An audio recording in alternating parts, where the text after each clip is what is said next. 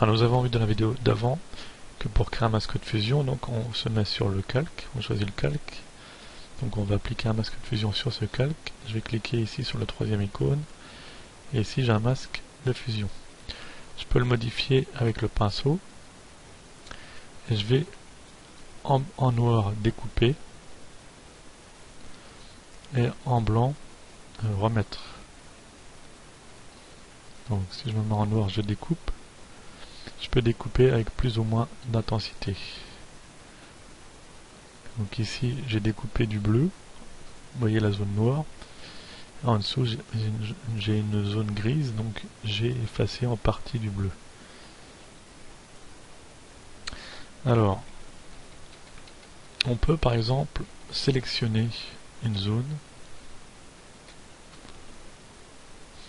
et à partir de cette sélection on peut appliquer un masque de fusion. Je supprime celui-ci. Donc à partir de cette sélection, je vais créer un masque de fusion. Et vous voyez, le masque se crée suivant la sélection. Donc ici, la sélection devient blanche. Donc, tout le reste est découpé.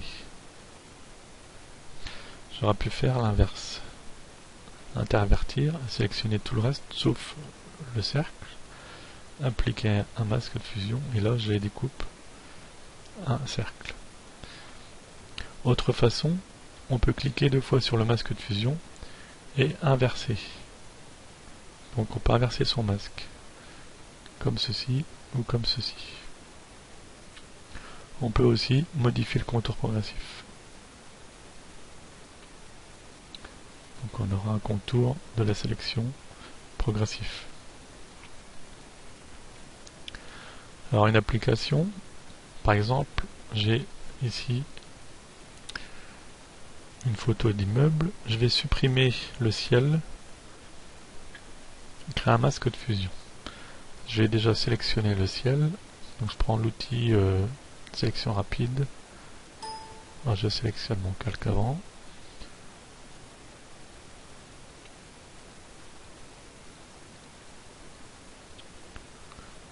Je vais aussi effacer les feuilles. Bon, à peu près. Donc là, je peux créer un masque de fusion. Alors, je vais déjà inverser la sélection pour ne garder que les immeubles. Je crée le masque de fusion. Et vous voyez ici, donc tout le reste est effacé. Alors je peux par exemple copier cette image, sélection, tout sélectionner, édition, copier, je retourne ici, édition, coller. Et je vais mettre ce calque en dessous, donc je fais apparaître mon paysage derrière les immeubles, que je peux bien sûr déplacer,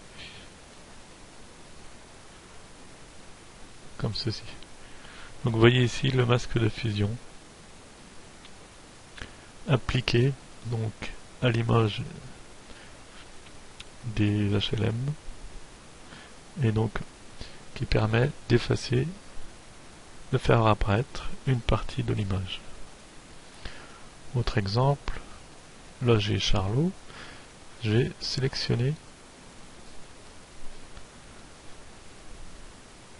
le personnage de Charlot, je vais pouvoir appliquer un masque de fusion comme ceci, ou alors l'inverser comme ceci. Alors, pareil, si je mets une image en dessous, je peux par exemple avoir ceci, ou alors ceci, inversé. Donc vous voyez le principe d'un masque de fusion, donc à partir d'une sélection. On va voir ensuite un masque de fusion en utilisant un dégradé.